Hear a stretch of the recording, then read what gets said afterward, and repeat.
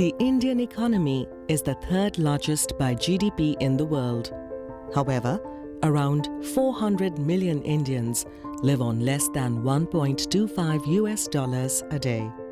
India also has the world's largest concentration of food insecure people.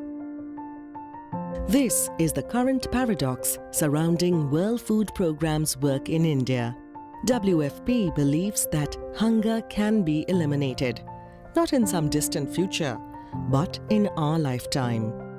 In 2012 alone, India produced about 250 million tons of food grains.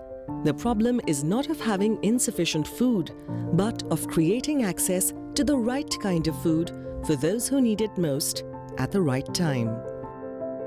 WFP supports the Government of India in addressing hunger and malnutrition.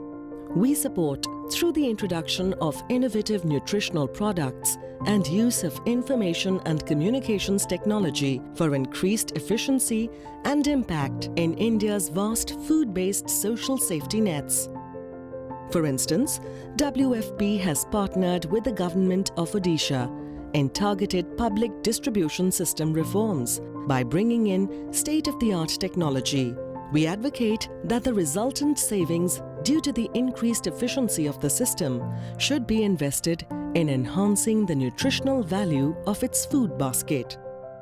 WFP has a plethora of experience in fortifying staple food commodities for reducing malnutrition. We have been fortifying rice with iron and folic acid to address iron deficiency anemia and have seen tremendous impact in the target group. Looking ahead, we are augmenting our work with the Government of India in strengthening other food-based safety nets under the National Food Security Act. This ensures that vulnerable people receive subsidized food grains and can use their meager earnings for other priorities such as health or education. With over 50 years of experience in India, WFP is recognized as a valuable partner by the Government of India.